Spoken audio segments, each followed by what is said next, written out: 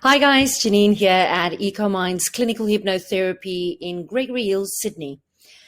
So it saddens me that there are so many people out there with some form of mental health challenge, but they are so afraid to talk about it. So afraid that what people might think, what people might say, they might be judged. And then you hear about their suicide. And then you hear people say, oh, we didn't know, nobody ever knew, or sometimes they'll say, oh, I didn't know that was a sign, or things like that. It's just so sad that people don't talk about it. The stigma that goes around that, it's bad to talk about your mental health, or there's something wrong with you if you talk about mental health. I'm just thinking of a 73-year-old man. Now, over the last 6 months, I've actually seen quite a number. I was actually quite surprised. Quite a number of men over the age of 70 with anxiety, severe anxiety, with fears, with depression. And I'm just thinking of a more recent one, 73-year-old man. He's what a lovely man. We had such a great talk as well. And he's never flown in his life, ever. Not because of choice, actually because of a lack of choice, because he has such a fear of being boxed in. He's claustrophobic, so boxed in on the plane and not being able to get out while it's in the air, etc.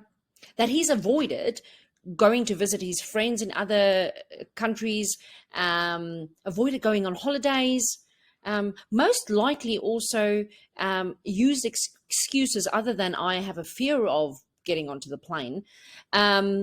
And it saddens me because he's 73 years old, he's got kids, he's got grandkids, he must enjoy his life, right? And I was really grateful that he came. I spent about 2 hours with him. He walked out. It was his first time actually having hypnotherapy. So he walked out a little bit like, I said, "Oh, are you feeling?" He says, "Oh, I think I'm okay. I think I can book my ticket."